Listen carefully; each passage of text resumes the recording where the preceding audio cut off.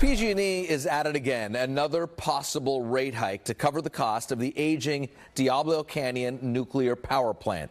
Billions of dollars are needed. In his special series, The High Price of Power, investigative reporter Jackson Vanderbecken tells us how we could all end up paying to keep Diablo Canyon open. With the state's power grid stretched to the breaking point during a record heat wave, Governor Gavin Newsom struck a deal 2 years ago to keep PG&E's aging nuclear power plant open 5 years past its planned closure date of 2025. The deal involved lending the utility $1.4 billion, which the state hoped to get back with a federal grant. That was expected to help pay for the $5 billion cost of extending the life of Diablo Canyon. But critics say the grant will end up covering only half of that loan, likely leaving taxpayers and customers stuck with the other $750 million. A significant portion of that loan is going to be turned into a gift to PG&E, funded by the taxpayers. Matt Freedman is with the ratepayer group Turn that has been critical of the deal. He says lawmakers who initially signed off on the loan have since soured on the deal. It feels like we're being taken advantage of here, quite frankly. That was Senator Ben Allen of Santa Monica earlier this year. On Thursday, the legislature voted to freeze the loan to PG&E at $1 billion.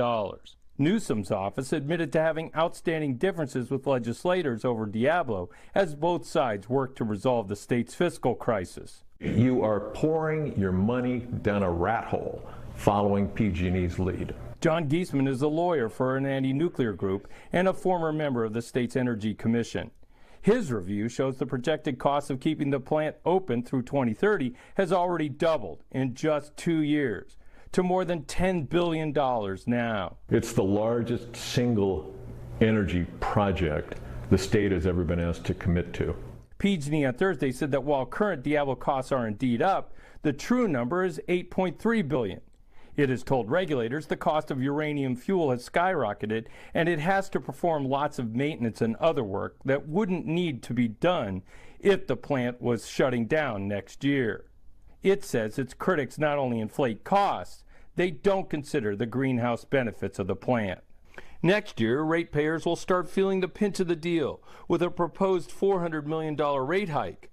Critics say that hike won't pay for improvements, but will go towards an estimated $2 billion in profits and other incentives promised to go to the utility over 5 years. We don't understand why you need to bribe PG&E to keep this plant operating. Freedman says the $10 billion total cost would be better off spent bringing far cheaper clean energy alternatives online.